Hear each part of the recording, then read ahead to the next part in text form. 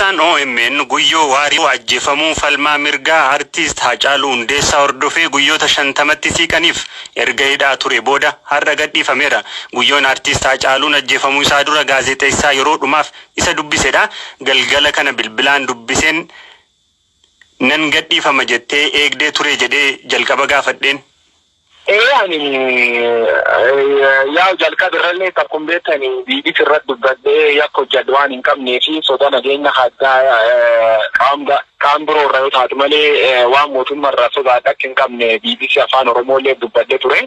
Kana shakka hin malee balleessaa waan hin qabnee fi balleessaan hojjeta akka dhuunfaattis akka hojii xiyyaattis waan hin jirree fi gadhiifamaa abdii jettu hin qabdu ture. Taatullee garuu yeroo gargaraatti beellama warri qorataan poolisii narra deddeebisee gaafate beellamee eeyyamamee kennaanii na tursu laata jedhee akka shakka ture. Taatus garuu abbaan murtii jalqaba irratti gaafa inni bilisaan ganna lakkise gaafas ganna dhiisan jedhee expect godhee ture. Taatus eegerras garuu isaanii garma murtii olaanaatti oliyyannoo gaafatanii jennaani bakka na tursuuf karoora qabanii akkasitti dhiise guddoo yaaddomne riibii guddoo yaaddomne dhugaan na bir jiraatteen baa jedhee waan amanuu fi dhugaanis waan na bir jirtuuf abbaan murtiitis sunu margee yeroof mirga waabii naa eegee jira. Eegeellee jira hin eegnellee waluma galatti ammoo dhumirratti nun bayyaa bahe. Ayyee ofii abukaatoo keerra dhagahaa turre wanni ittiin shakkamtee himatamte maa inni? Gaaf 23 Juun 23 guyyaa Haacaaluun halkan du'e ganam isaa Oromiyaa Miidiyaa Neetwoork irratti uummata kakkaasee gabaas gargara hojjetee jedhanii na himatanii manni hiikana kalammeessu ammoo Haacaaluu intarvii tolchee waan gargara keessa baasee jedhanii kanaan na himatanii. Taatus garuu ani guyyoota lam dursee hojii gubbaa waan hin jirreef abbaa murtiitti irrum deddeebi'ee sunuma himachaa ture. Balleessaa kan hin hojjannee jedhee mormachaa ture. Kalamaffaa ammoo Haacaaluu waliin intarvii tolchan akka gaazexeessaatti gaafii miidiyichi ittaman gaafadhee jira. Yoo balleessaan achi keessatti dogongoree adda haumam jedhee yaadin jiru yoo haumam jiraatillee miidiyuun gaafachuu malee naqaamii seerii na gaafachi seerii adda hafuudhatti gaafatama na tolchin jiru marmaarii yookaan warri qorattoota ragaa qindeeffachaa jiru jechaa ture. Osoo ragaa tokko evidensi tokko narratti hin fidini jaaris abbaan murtii ragaan tokkollee kasanis irra qabdan maal jennaan ragaan hin argamne sunumaaf waabiin naa eegame eegi waabiin naa eegameen boodas gana guyyaa dabalata kennaniif guyyaa sunittis waan adda hafidatan waan balleessu waan hin qabneef waan adda hafidatanii hin argine kanumaaf ganna dhiisan. Abukaatoo keerraa kan dhageenye guyyaa tokkotti ati balleessaan qabdu ammoo Jawaar irratti akka ragaa baatu barbaanna siin jedhanii akka turan dhageenye dhugumaa wanti sun?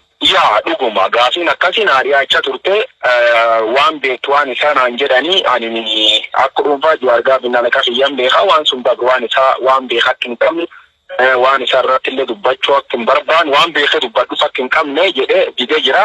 Gaafiin akkasiin dhiyaattee jirti an garuu ayyeen jenne hin fudhanne sun yommuu tolchedhe qaama humnaan na dhibbeessesse yookaan humnaan puush na godhes hin jiru. Isaan ammoo gaafiin dhiyeessanii jiranii an gaafii sun dikkilaayin tolchee jira. Abbaa Dangaati kan gaaffii akkasii sii dhiyeesse? Waajjira Aqaabiitti akkas naa dhiyeessu warra Abbaan Dangaa. Wanna akkanaa irratti ragaa bahi siin jedhan immoo waanuma obbo Jawaar ilaallatu waan beektu himi siin jedhan? Waan isa ilaallata himiinaan jedhanii waan beektu an ammoo waan isa waan beekatti hin qabne jaratti.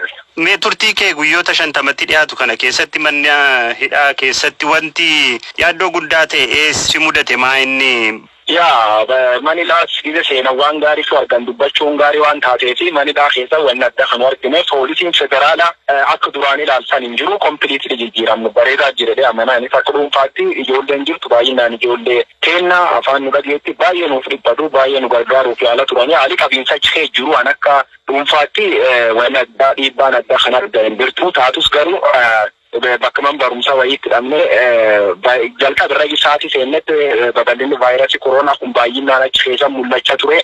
Yaaddoo kee baay'ee nu galchaa ture. Namootni waliin jiraannullee keessaa mutuma awwalti dhiyaatee waliin rafuu tokkos koronaan qabamee ture. Innis deebi'ee fayyee ture. Wanni koronaa yaaddeessa turte taatus garuu yeroo gargaraa torbaan lamfaan akkas qorannoo waan nu godhaniif rabbiin nu gargaare koronaan kullee nu hin qabne xiqqoo fulaammaa warra qorattoota kanatti beellama itti deddeebisu beektaa warri beellama ragaa akkam barbaadachuu jiran yeroo hundi beellamsi irra gaafatu sun xiqqoo dillee nam tolchee yoo hedduun akkasitti achitti tura jirti malee haalii manidhaa kee jira qabiinsi akki duri nam taanan akki duri nam reebanii dhiibba adda adda nam irraan ga'an sun nama omuna garraanini. Ayyee guyyoo waan nuti dubbatteef hedduun si galateeffadha baga baate.